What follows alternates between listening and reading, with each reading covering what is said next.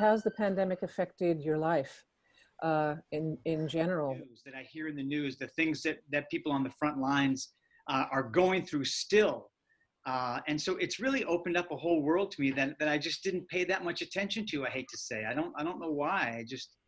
So it's been very eye-opening for me. And Carlyle, or anyone else? Well, I would say that one of the things that has been frustrating for me during this has been that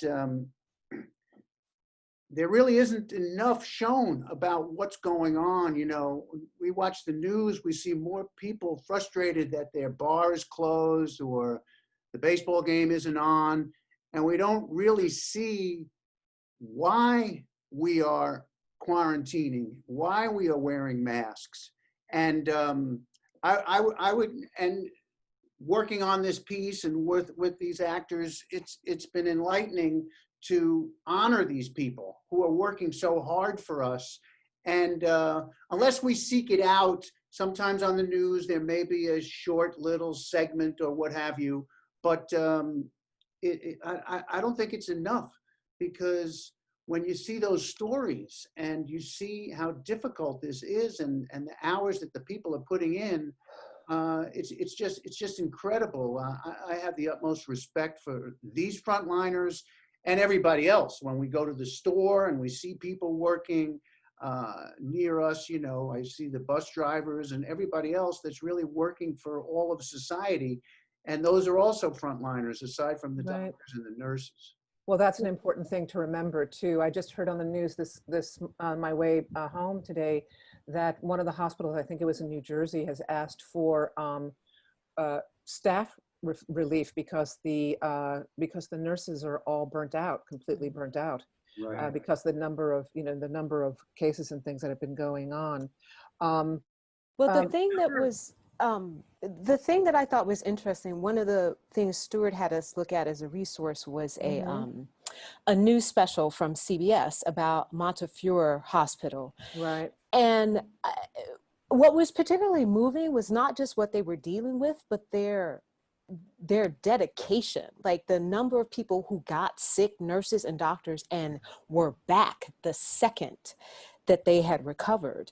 And it just, like, you realize when someone looks at something not as a job, but as a vocation. And that, I think, was particularly moving to see how important it was to them that they be there to help the people in their community get through this. Yeah. Well, I'm in here now. I'm in LA now, but I'm spending most of the time in Northern California, in farm country. So away from insanity. Which is a good thing. And other people, how's it affected what you're doing in your life generally? You know, emotionally, I feel like I'm running the line between rage and despair every day. I mean, I think all of us are to a level. And to your previous question, you know, I have lots of friends who are doctors all over the world. I mean, I was born and raised in Malaysia. So, you know, a lot of my friends definitely are right up there. And just hearing their stories about what wearing PPE for 12 hours entails. You know, what it means is that you can't drink water, you can't go to the bathroom because you can't take it off, you know, and the extremities of that, paralleled with people kicking up a fuss about having to put on a little piece of fabric, like, just angers me so much. And I'm sure I'm not alone in that. But the pandemic, well, I'm an introvert, so actually I don't mind staying at home all day, but I'm trying to stay as creative as possible. You know, I'm trying to look at it as a blessing in disguise. It's a time to create. It's the, you know, the pause button that a lot of us wish for. And there's no excuse now. There's plenty of time now to write the thing you wanted to write and to, you know, yeah, so I'm looking at it that way. You know, it's very interesting because it really does give you a chance to reprioritize when you're not caught up in the other things that you usually use to distract yourself or work or whatever. She froze. Prioritize what your life is like and that sort of thing for sure. What? Oh, sorry. You froze for a second. Yeah, we've, Oh, You're back. It's also been interesting, April. I think we're all learning this new medium, this new Zoom. And Stewart filmed the whole thing on Zoom, and it was really an interesting process, figuring out how to do it that way. And right. our business has been changing ever since vaudeville started with and then TV and the internet, and this is just one other step in that transition of constant change. Well, considering that, what gave you the idea for this, Stu? Like, what made you decide how to do it? And maybe since Taylor brought it up, what were some of the particulars in actually having to put it together and everything? I think we all see these things on YouTube and everything else, but we don't realize the work of the editing and everything else that goes into it. Can you talk about that a little bit? And there was actually an article in the LA Times that had some interviews with people in New York, frontliners. And as I was reading it, I was saying, this is so rich, really hearing it from these people. And so I thought, to make it last, instead of this being in the newspaper and then the next day that newspaper's in the garbage and that story is gone, I kind of took a little bit of that and a little bit of personal stories that I heard from people, and then using Zoom and using these fabulous actors, that's for sure, to be able to honor these people. That was the main thing, is to really honor these people who are doing this job for us.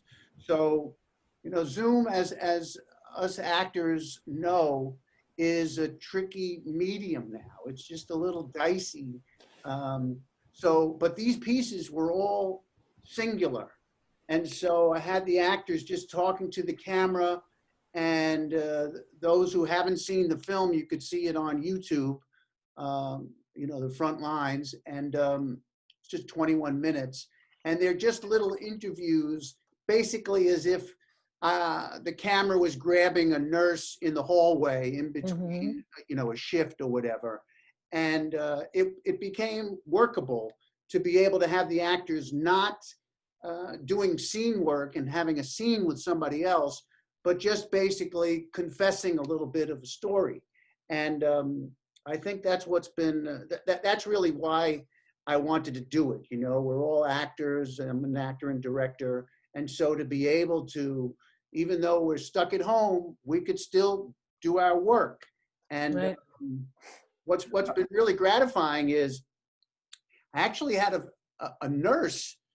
She thought that you guys were real doctors and nurses. Wow. Telling the story. And that is the ultimate for actors.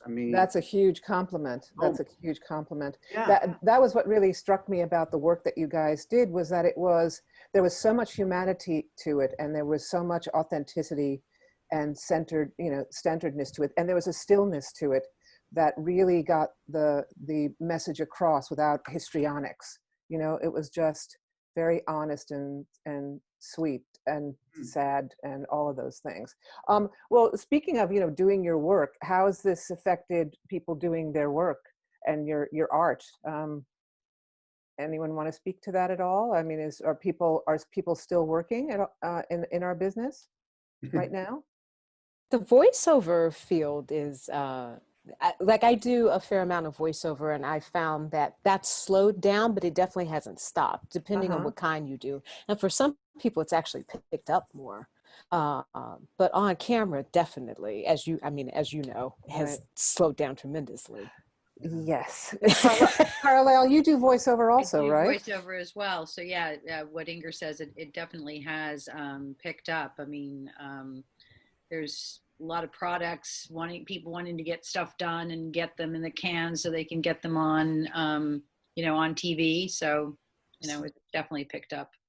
We could do it in our closet, in our pajamas, Exactly. just build that back room into a booth and you're all set. Right. Mm-hmm. My brother's a commercial producer, and they're starting because they deal with cars and things like that. So they don't really need people. as evidenced by some of the actors I've seen in some of those commercials of Yeah. late. Clearly non-union actors, because they're really terrible. There's one that just anyway. But I digress. I digress. I have a whole thing about using non-union actors, but for casting, it's been a very interesting experience, because I've started doing some searches for actors, and we're putting people either on tape, they're self-taping, which is a whole new level of the technique that you have to learn. Before, I think people weren't as tech savvy as they were, and there's the trick of not getting so hung up in the tech that you lose the authenticity of the acting. And then when we have producer sessions, we do a Zoom session, and everyone else clicks out except the actor, and either me on camera or me just being the reader with them. And then when the director speaks to them, they light up as well. They just pin me, and I pin them. So I just mentioned, for those that don't know, April is a big time casting director in town. She's done a lot of, what was it, Star Trek or Star Wars? I get them confused. Star Trek, Star Wars. Both of them. Wow. Mission Impossible, Jack Ryan. Wow. You know, I've been doing it for a long time, so there's likely to be a few things on there. But my heart is also in the theater, and I know that a lot of you are members of the company. Well, you have to mute her. Gotta mute somebody. Mute Eli. Your mute button's on. No, her mute button is on. Okay. Yeah. But you know, it is a new world in a lot of ways, and I think in terms of how you're speaking about the frontliners and recognizing who the frontliners are, it's the same thing that's happening in our world now. Checking out where we have unconscious bias, understanding not only the Black Lives Matter movement, and just how actors of color, actors with disabilities, to not make this a moment, but to make it a movement. Is really important, so that it doesn't, as you said so beautifully, Stewart, just gets thrown, the newspaper gets thrown out after you've looked at the article and you forget about it. These are things that are important to know, because these people have been working on the front lines the whole time, and here they are all stepping up and working their asses off, wearing stuff that they should be changing in between each patient, and having to wear them for a week before they can change out of them, because the supplies are so low. Really, it's pretty intense. Let's see. I wanted to we've all been affected in a lot of different ways. Does anyone know anyone who has had the virus, and have they recovered? Do you know people who may have passed away from it, or? Well, go ahead. Go ahead.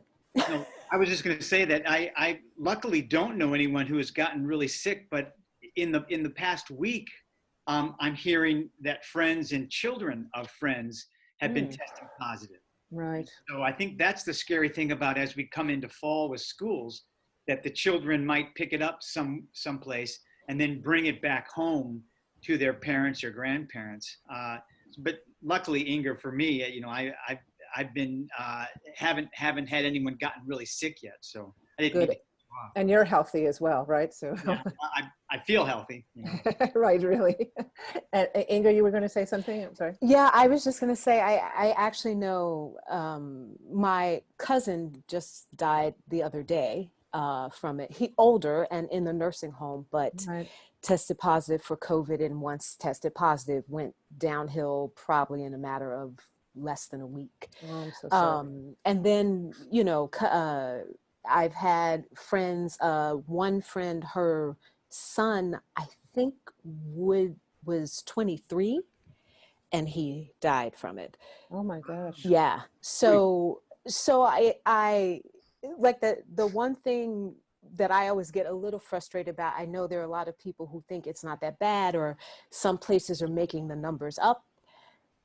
But when you see people who are dying from it, it almost, even if that's true, it doesn't matter. Right. You can't play with this. No, that's the thing. My cousin, my first cousin, who posted, came very close to dying. He was for almost 3 months on a ventilator. Then they did a tracheostomy, and luckily, thank Baruch Hashem, he's home. He made it through. And, Wow. and he made it through. Yeah. And Samantha, with all these doctors that you know in Malaysia and everything, have they talked about it at all, about what's going on there? And yeah, well, Malaysia actually has it under control, which is more than I can say for where we are, unfortunately. Yeah. Like a friend of mine actually created a system, like a check-in system for all the stores. So when you enter a store, you actually digitally sign in, and they contact trace that way in Malaysia. Oh, wow. So anyone who goes shopping or whatever, or to a restaurant, because dining in is open now there, Right. They're all contact traced via this technology. And and I wish that was true here. I know. And I have doctor friends in Australia and things like that too. And there seems to be a second wave happening. So they seem to dodge the first sort of big surge. So now they're getting more worried again and things like that. I don't personally know anyone who's died from it, thankfully. I have a few friends who got it, and luckily, it recovered almost fully. In fact, one of them, Daniel Day Kim from Lost. Oh, really? Oh, that's right. Of course, Daniel was ill, right? Yeah, famously, got it, but has recovered. So thank goodness. Goodness. And a few of my friends from drama school, very young too, got it but recovered. So far, none of my doctor friends have it. A couple did have to quarantine because they were exposed to some patients. But fingers crossed, so far so good. There was I think even the government people now who have been sort of quiet on it are saying no more house parties. This is this is crazy for people to gather together like that in these close quarters. I think we know why everyone's tired of being inside, and if you're in your 20s and it's summertime, that's always been the signal to get out and have a ball. But unfortunately, our numbers are way up, especially here in California. Stu, you said you were going to say something about someone that you knew. Yeah, it actually became a line in the film. A friend of mine in New York had it, and in explaining it to me, he said it's like a leg cramp, but a cramp throughout your whole body. Okay. And I know whenever I've had a leg cramp, that can be just so debilitating, and you just praying, that you can just knead it out or whatever. And then to imagine that, just the idea of that going through you completely, you really feel hopeless about that. Well, I think what's sort of scary is that you don't know, we don't know how it's going to affect each individual, and some people it kills even young people, 23-year-olds. And I think that's what's so scary for the frontline workers, is they're there every day dealing with it, not knowing if it's going to get this doctor or this nurse or me or this staff person who's in the hospital. And that's why I really think, those people really are, heroes. And even to extend it to the people at Trader Joe's, there was a period when we just didn't know. And I kept thinking, my God, they're there every day within 6 feet of people, stocking the shelves or whatever. Yeah. Well, my friend who is my age, we've had some sobering conversations about her writing a will, because you just have to, and things like that. And that really puts it in perspective. It's easy to become kind of inured to it, when you've been inside now for 5 months or whatever it is. I think it's easy to sort of slack off in a lot of ways. Even if putting on a mask becomes normal for you, there's so many ways that we are a little bit looser maybe than we were during the first shutdown. That's why watching a film like this sort of brings it all back to reality again, and you sort of go, oh, well, maybe I should make sure that I bring that hand sanitizer with me in the car so I can, wash my hands after I take off my gloves, whatever, and put the groceries away. April, you asked a little bit about how it's affected us in our work, and I think Samantha used the word pause. There's just been a big pause in the work, but this is one of the kind of projects that we can do, and Stewart directed all of us by Zoom. He never came over. He never looked at our wardrobe. He never looked at our place where we were shooting. He just kind of looked through Zoom and said, that shirt looks good. That background doesn't look right. Change it, add more light, take more light off. And Yeah, so I bet he had a few notes though. Yes, still does. He's taking notes today, right? No, but it's really, it is, I mean, it just shows you that artists can't be kept down. You know, when you have something you want to say, if you have something that needs to be expressed, you gather together and you do it. And in fact, yeah, I mean, the Road Theater is doing their whole new play festival, their whole festival this summer online, right? I mean, it's all digital. Yep. Starts tomorrow. It starts tomorrow. Are you all in something? Is everyone in something? Yeah, Carlyle, you're directing? I'm directing one and I'm in one. I'm directing one that is on August 2nd at 6 p.m. Eastern time, and called Off the Interstate with Maisie and Willow. And I was really fortunate because I got to work with a couple. So they are actually in the same room together, which is really exciting on Zoom. And then I'm in something on August the 16th, which is the closing. Stephen Tobolowsky directed and wrote a piece that we're doing. It's the closing comedy of the festival. Wow. So. Fantastic.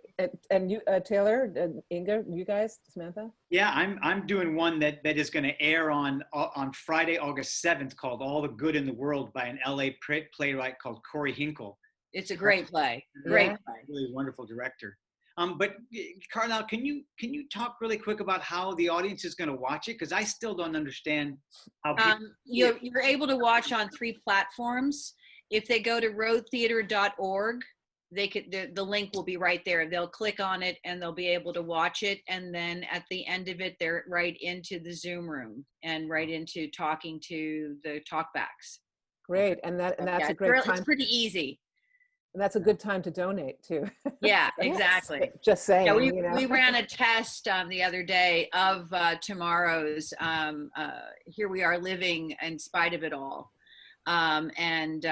Tomorrow, and I'm the moderator tomorrow. So we did a test and it worked beautifully. So no glitches. Yeah. I'm so excited that it's still going, that it's still going to happen, and that everyone got together and got cast and are directing and everything else. And we're the largest playwrights festival in the country, and now we're the largest virtual playwrights festival in the country. Wow.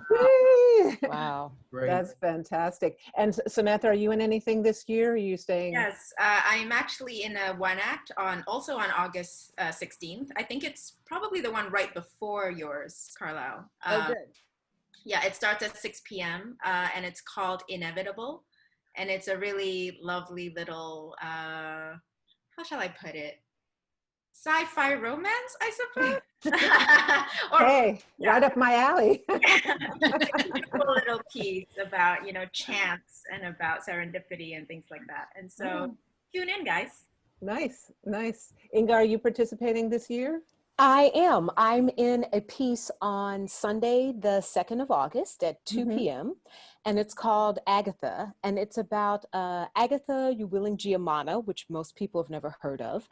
She became the president of Rwanda for approximately 14 hours right after the president was killed and at the start of the genocides. Oh, wow. Well, So, that's going to be an Really interesting piece. Yeah. And certainly timely, God knows, considering the genocide that went on right at that time. So, wow. And Stewart, are you directing or acting in anything? I'm actually acting in something. It's called Mariana's Trench, and that's on August 9th at 2 o'clock. It's an interesting concept. It's 2 families, and one is a Chechnyan family, of which I am the father of this young boy in that. And then the other is a Korean family, and these 2, and there's a young boy in that as well. And they kind of become pen pals, and it's interesting, on Zoom as well. Right. So it's amazing. The festival has, I think, 26 plays. It's the 11th year of this Playwrights Festival. And usually it's the event of the year for the road. It's a fundraiser. And every time that there's a performance, Afterwards, there's food and drink, and a band plays. And this year we couldn't do that. But but the road really wanted to do it again, even on Zoom. So I just want to mention to everybody that it's at roadtheater.org, and then you could find out all these plays that we've mentioned, and how to check in. It starts tomorrow. It's going to run Thursday to Sunday for 3 weeks. That's the prediction. And for those people who are theater people, William Master Simone, who wrote, we all know, Wool Gatherer and Extremities, wrote some new pieces for us specifically for the festival, and they are going to be done on next Saturday. Let me look at my schedule. Next Saturday, the 15th. And all of this will be on the roadtheater.org. Mm-hmm. And you know, this is what I love about the art community. I just have to say it again, that, you know, you won't be stopped. You won't be stopped to create. You know, you have to just keep on going. I'm actually very now jealous that I wasn't able to do one this year, because I've been doing them. Because you were going to do, April was going to direct Bill Master Simone's piece. Yeah, but sadly it was just, I was a little bit of overwhelmed. Speaking to what you were saying, Samantha, you know, that there's mostly good days, but every once in a while things just kind of creep up on you. And I'm sure that the people in the front lines are experiencing exactly the same thing, not being able to see their kids and staying in a trailer in the driveway kind of thing. Would we like to open it up to questions and answers? And I just wanted to just mention another thing, which is at the end of the film, we mentioned about being able to donate to frontliners. And we put down 2 organizations. One is called coreresponse.org. And that actually was started by Sean Penn when the whole event happened in Haiti a few years ago. And he just hasn't stopped. He hasn't stopped in Haiti. And now it's reached out to include COVID now. And then the other one is called the World Central Kitchen.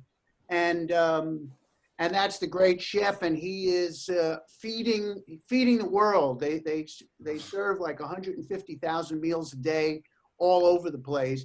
And at this time, there are so many organizations that need help, aside from the Road Theater, which we're all members of.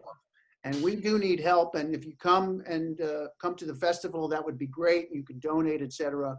But there are also other organizations. I don't know, even some of the guys here might have some places that are little pet projects for them. Well, and there's, I mean, the LA Food Bank can use help, not only by getting food, but by helping to distribute food. And the Union Mission downtown, if you call them for an appointment and you have things that you want to donate, they're desperately in need of toys and clothes and things like that. So you can do it locally as well as for the larger organizations. There's a lot of stuff you can probably do in your own neighborhood. We talk about those of us who have homes and have a place to live, and we have enough food. And I wish I could get some of Samantha's amazing food. So I'll be ordering soon. Samantha's an amazing chef and caterer. But there are many people who don't have that. Yes. And if we can help in some way, there's a lot of groups that are just putting together bunches of bags and bags of food and putting them out for people who need them to take them. So you can find them all on the web. A lot of people are doing that, and that's something that we can all do to help in some way. Find it locally as well as the big organizations. So, okay. Absolutely. We see people. Yes, can we? You want to? Yeah. Yeah. Why not? Let's open it all up. Okay, here we go. Your faces, everyone. I'm going to get everybody to unmute, and I'm going to. Yeah. Oh my goodness, Susan Doyle. I love seeing everybody. Hi, Susan. Hi, Susan Doyle. Let's see who's here. Hey. Oh, Jerry, great. Some familiar faces here. How terrific. It's good to see everybody. I'm hiding behind my picture because I am totally not camera ready today. Who's that? Who's This is talking? Peggy. Oh, hey, Peg. That's It's so funny. good to One see at you a guys. It's time. been so long since I've seen so many of your faces. Virtual hugs to everyone. Yes, indeed. Virtual hugs for sure. Merrick is actually recording a piece for the road right now. So he told me, he's like, jump on and tell everybody hi for him. And so Merrick says hi. He's in what piece? I knew you were gonna ask me that. I'm a really It's terrible called person. Cam Baby. Is that what he's in? No, I'm looking because I should know this, but yeah, I don't. There's I two. should know it One's, too. Catching Up, I know. and one is Ring. Renexity. Yeah, that's gonna be fun. Yeah. I'm pretty sure that's the one they're doing right now. Yeah, that's the one he's doing right now. So I would I suggest, haven't heard all of it.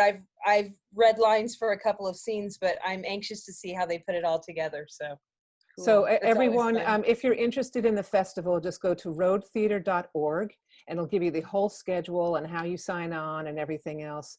And support arts. We've got some people from the East Coast here. Woohoo! Upstate. Upstate New York. May I ask everyone who is, except for the cast who is not speaking, to just mute would be great so that we don't get a lot of extra feedback. But if you're going to ask a question, of course, we'll unmute you. Thank you. Where's Susan Deal? Where are you? Susan is right there. Susan. No, I mean, where on earth? Oh, where on earth? She goes to Iceland. I'm here in Shadow Hills, California, just north of Burbank, where I live. Okay. And I've had two friends. Sometimes you're in Iceland. That's right. No, I haven't been. No, I can't. I haven't been in Iceland. I probably won't be able to go there till maybe fall. And I've had two friends that died from COVID. Really? Yeah. I mean, it's no joke, and it has long-term effect. So important to know. Anyway. Susan, not that it matters, young or old or what? One woman, 47, and a man who's 63. Here, he was Peter Gamba. He was an editor. Got sick, went to the hospital, was dead within a week. Wow. Yeah, he edited that show. Yeah. Housewives of the Beverly Hills. Housewives. Yeah. Real Housewives of Beverly Hills. Yeah. Mitch Levine's got a hand up. Hi, Mitch. Go ahead. Hi. Whoever said that. Hey, Sam. So Mitch, you have a question? I do. Stewart, first of all, congratulations to cast and director. Just such a beautiful, evocative. As I wrote to Stewart after I saw it, it just wrecked me. I mean, it completely, totally wrecked me. So kudos. Stewart, I wonder if you could talk about the shooting process and the post-production process a little bit. It was so compelling. The uniformity you achieved between the three of them, especially in different locales, and then the shot selection. I mean, it felt like it had been a produced short documentary film. So since it was a narrative film, and I'm just very interested in your process with the whole thing from a directorial point of view. Well, what we did was, as usual with the play, we all got together and did a kind of like a table read. And so everybody was in these boxes like this. Even though everybody's pieces were individual, I think that cumulative effect, we were a team and we would have depended on each other and might have been in an emergency room with their colleagues. So it was important to get that sensibility and sort of get the tone of it.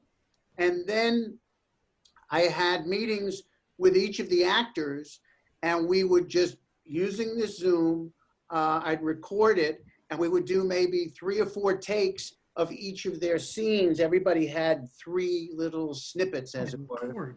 And then from those, I went through my notes and looked at which ones were the best takes, and then put it together with my wife, who is an amazing editor. She's down there, and she was able to do her magic and clip things. It was hard to do internal cuts, but we were able to do little cuts at the top of a scene or at the end of a scene, and then maybe creep a line in through the previous scene, and then doing the credits at the end took a lot of editing. And then I was able to find that song, which was not copyrighted, and that was helpful too. Those of you who've seen the movie, everybody's dancing together in these little Zoom boxes, and it seemed to come together. You know, it's Stu, can I ask you to bring up Michelle's video? She said you turned off her video. You stopped her video. Oh, I did? Yep. Oh, hold on. There it is. Sorry, Michelle. Exactly how the shoot went. Yeah. And maybe the same thing. I don't know if the same thing is with Marcia and Tom and Ash. I don't know if, or they just don't want to be on. Yeah, they may not want to be on. Okay. Right. Oh, there you go. There's Michelle. Yeah. So anyway, so that's how it sort of came together, and then it's able to be shown on YouTube, and so and in 2 weeks we've had 300 viewings, over 300 viewings of it, which is nice. And I'm crazy. I just sent it to Steven Spielberg yesterday. So who knows? Who knows? Yeah. Let him take a look at it, see what he thinks. No, it's modest. It's a modest little film, but on the other hand, I think it's important because it's reminding us of what these people are doing. And I just wanted to say one other thing was that hearing these the age of these people that have passed, that Samantha mentioned, that was one of the things that we wanted to do in the movie. Taylor, at the beginning, he says he lost a couple, you know, as the doctor, that he lost a couple in their 40s. And then there's someone else that he also mentions who had just become a grandfather at 58. And so it wasn't, I know when the word first came out about the disease, that it was just primarily older people. And then younger people didn't have to worry. And that's why younger people went out to bars and went to the beach and everything else. But now we're finding it's in children. So I think that age factor is really, really important, you know. So Mitch has his hand up. Yes, Martin and Janet Concius. I just wanted to say that Take it, Carlyle. we have to congratulate the entire cast because we thought you were real. We didn't know you were actors. Yes. You did. Yay. Gave that fact away. So it was one terrific performance. That's great. Thank you so much. Thank you, guys. I know, Jerry, you said you had a comment that you wanted to make? Jerry Lambert? I just want to say congratulations to everybody, Stewart and the cast. Wonderful. My sister-in-law is a respiratory therapist in Rhode Island. She also felt it was amazingly authentic and very moving. Great. And she's, it's amazing. They're really heroes, and I think they just don't get the recognition. I know you see it on the news once in a while, but it's incredible what they do. And when you see people online or someone, you overhear a conversation where someone's like, oh, I had a mask when I walk into Rite Aid, it's a pain. And it's just so maddening. Anyway. Really? Great job. Wonderful work, guys. Thank you. Thank you. Thanks, Jerry. Thank you. Anyone else? I'm not seeing any Eddie. Eddie Allen? Yeah, I just have a question really to the actors, because with the Zoom medium, it's almost like trying to focus your attention on camera, off camera. It's a little like close up. It's not quite a close up. So I'm just curious what approaches you took. You know, I'll jump on that one because there's actually something very intimate about Zoom, because I can look, you know, right at the camera when I'm talking to you, and that, you know, rather than looking here and having you be here and the camera catches me, I can look right at the camera. And I think it's kind of an interesting way, and it might change how we shoot a lot of regular filmed product, that we use the camera more and we use the first person viewpoint more. So in that sense, I liked it. I'd be curious what the other actors thought, but my take on it was interesting. Well, one of the things too, a couple of the directors, I was the Zoom tech on a few of the shoots. And when you come into the room, if you make note of how actors come into the room, you can put people side by side. So I don't know who I'm next to on this call right now, but on my screen, I'm next to April. So if April moved to your, like close to, go left, I think, April, your other left probably. No, move your head left. Like if you were going to move, yeah, no, move towards, no, actually move your whole body towards your left. Oh, I see. Anyway, like, if you get my point. So if you know where an actor is, The other left. kind of move. We had two actors kiss in one scene where they actually really? moved and they actually were able Here, Stu, move over. to kiss each other. So, yeah, kiss Taylor. So I mean, there are little things like that you can do. People are passing stuff from one frame to the other frame. Right. But you have to know where the placement is. Right. So, and once that's established, you can play around. I was actually watching, I watched a scene from a class I was teaching last night, and they had, one person was in Australia and the other person was here in LA. And what they did was that they took a picture of a couch, and they split it, and they had one as the background for one person and one as the background for the other person. Yeah. So it was as if you were doing two Everybody's masters. getting very clever. I mean, you can also, someone was saying that there's a Zoom directing class, where you can actually even do, in a weird way, coverage. So you can film someone separately on Zoom and then film the person in the key scene. And then, like Sharon, who was the genius in this, is to be able to cut them together. Like you can drop them into iMovie and cut them together. Like my daughter was saying, it's a pain in the ass because you have to do Dropbox and all of these different iterations of a film, but it can be done. Sharon, would you just mind raising your hand so we all know who our editor was? Yes, come on, Sharon. Take a bow. Hey. Believe me, editing for these kind of things are not easy, and it takes a lot of patience, and it takes a lot of vision and being able to work with your director. And Sharon, besides being an incredible visual artist herself and graphic artist, is just so talented at this kind of thing. So I just wanted to acknowledge her for that. Thank you. Indeed. Okay, I'm sorry, Inga, you were about to say something. No, I was just gonna dovetail on what Carlyle was saying. I've actually been working on a streaming media sitcom, and they've done the whole thing via Zoom and iPhones. So, and it's a lot of what she was talking about. It's like they will set up the iPhone so that the way we shoot it, they can superimpose it into a box on the screen so it looks like a Zoom box. And then they're doing everything in Dropbox and then editing it and doing all that. And I don't know how they do it, but it's a lot of work. It is a lot of work. It's a lot of work, but we're all adapting. So yeah. I just want to tell people there's a beta program that I've been doing improv with. It's called VidProv. It isn't out yet, but you'll be in the position that you want to be in, and you can move around the stage. I'll just, wow. Yeah, I'll text it. It was a little glitchy. It's gotten a little better, but I'll write it down. It just, cool. Yeah. Wow, that's great. VidProv. Okay. I wrote it down. We all went. I know, right? we all need to know. Any other questions that we have here today? I have a question. Yes, Susan. Yeah, I loved the piece so much. It was really moving, but I was curious, were you all completely memorized? Because you seemed like you were, and if you weren't, wow, good job, guys. Were you reading it all, or was it all just completely memorized? No, memorized. It was memorized.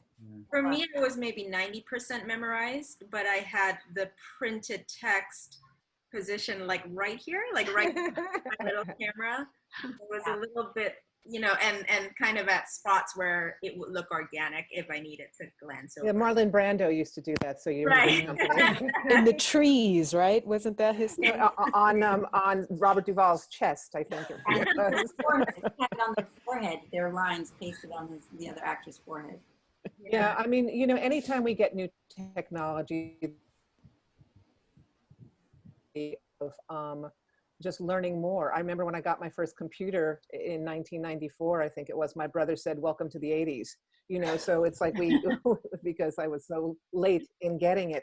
So it really is about learning to adapt to what the new technology is. You either adapt or you die, right? So this is a great way to start learning how to do stuff like this and getting over the fear of the technology for sure.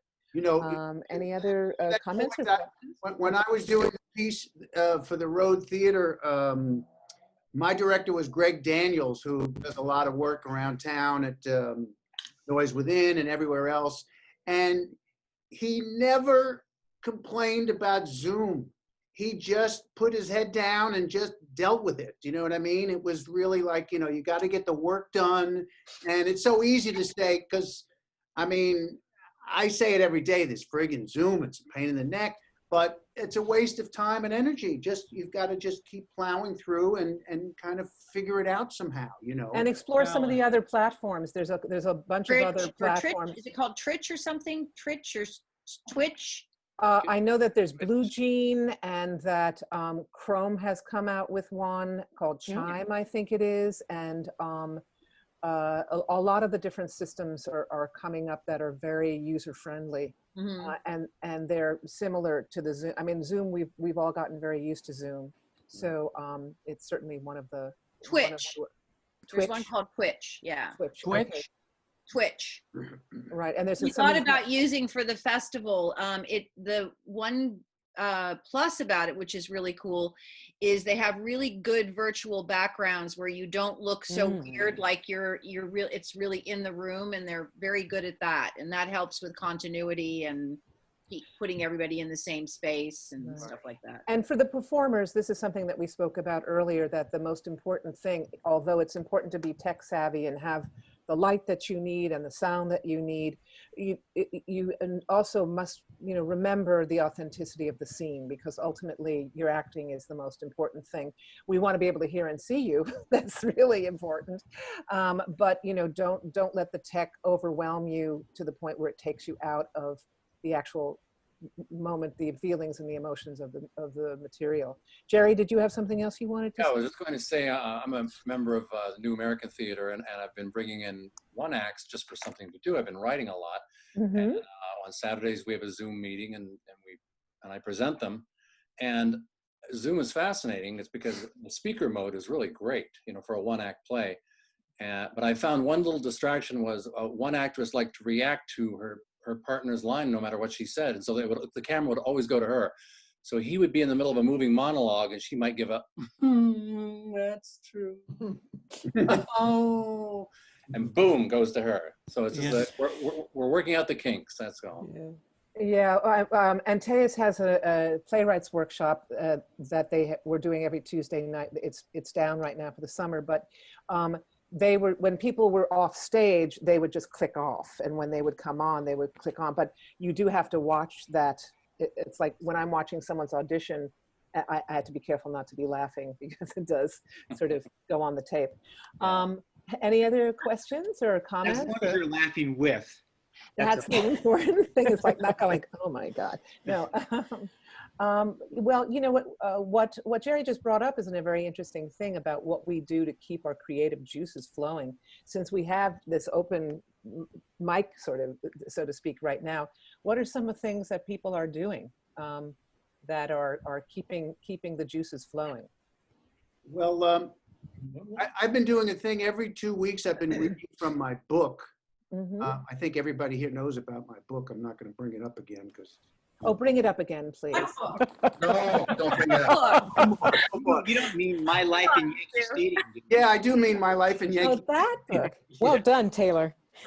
But there's a group in LA connected to a few of the people that are here today through the Actors Studio, one of the directors started something called smartphonetheater.com. Very good. He does one acts and he's done full lengths. He split, like the first act is 1 week and the next act is the following week. So this Friday, he's having 2 authors reading from their books. And one of them is going to be this guy. Wow. Reading a little bit on Friday. And the other is a writer who's written a great music book. His name's Brad Schreiber. And he's got something about, he's going to read about Pink Floyd and also formerly known as the Dixie Chicks, the Chicks. He's going to read a bit about that, and I'll read some of my stuff. So that's what I'm trying to do. Stewart, are you going to be releasing a notice about that, about your reading, so people know? Yeah, I figured I'd wait till this one was done, and then tomorrow I'll send out another one. Well, it's amazing how busy you can get, even though we're not actually like at our offices or at our theaters or whatever else. It's amazing with all the different Zoom calls and the different appointments we have. Yesterday I was back to back with meetings, and you know, and what am I really doing? So, well, I know for sure that someone's sealing it. Taylor already had it in the can, but he did a few Perry Mason episodes, right? Yes. Yes, and they're wonderful. Yeah. They really are wonderful. And if you haven't seen it, try to watch the episodes. The whole, the DP is amazing. The costumes are amazing. The performers are all great. It's a terrific cast. Yeah, give it a chance though too, because it started off a little bit slow. Yeah, but when you, and it's also important to know it's an origin story, because I think it threw people that Perry Mason was a detective in the first episode. Right. Right. So, well, yeah. Oh, and then I want to mention my cast, Inger.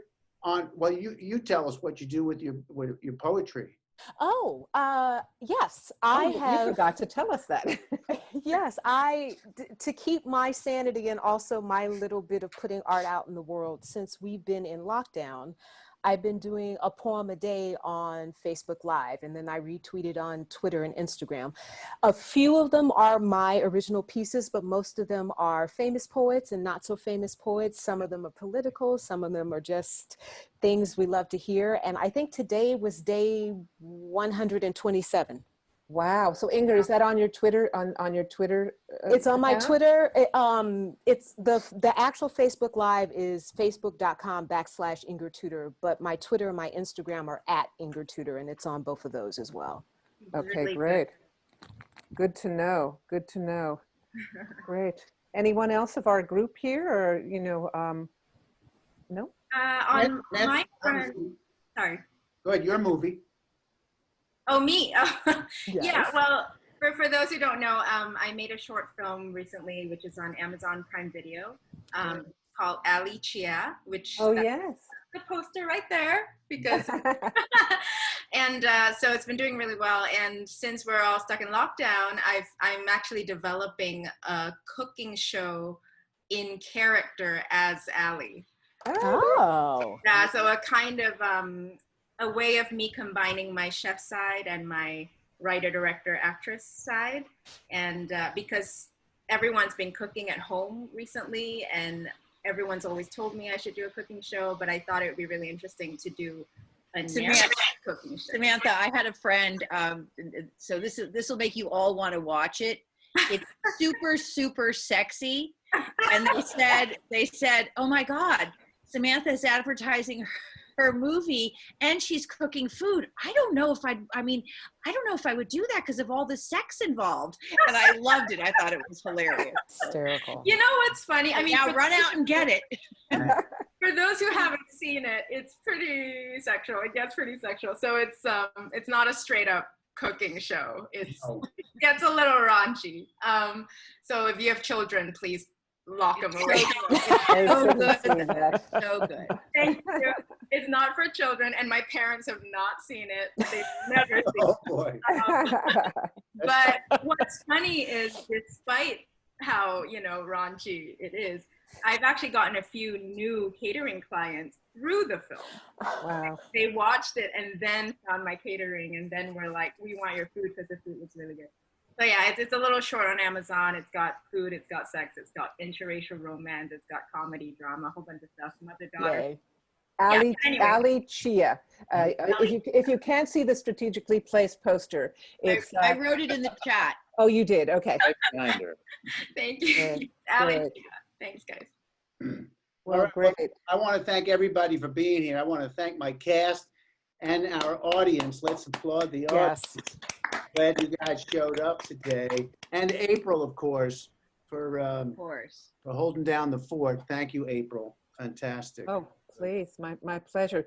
And just a hint, guys, if you're going to be using your Zoom for auditions and things like that, if you can find a hard wire to plug into your router, it really helps. It really helps a lot. So you'll get a more consistent feed that way. So in any case, thank you all so much for coming. Yeah. What a blast. Hang on 1 second, April. Hang on a sec.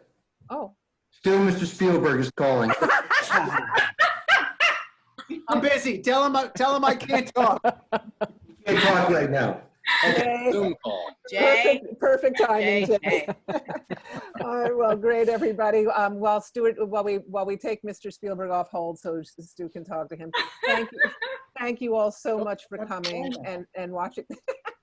And Great work, everybody. Having Great watched work. the film and for all of your comments, stay safe, stay healthy, and if you like the film, tell everybody and post about it. Okay. Yes. Thanks, guys. Thank you. Wear a mask. See you on the Bye. Yeah, no, wear a mask. Wear a mask.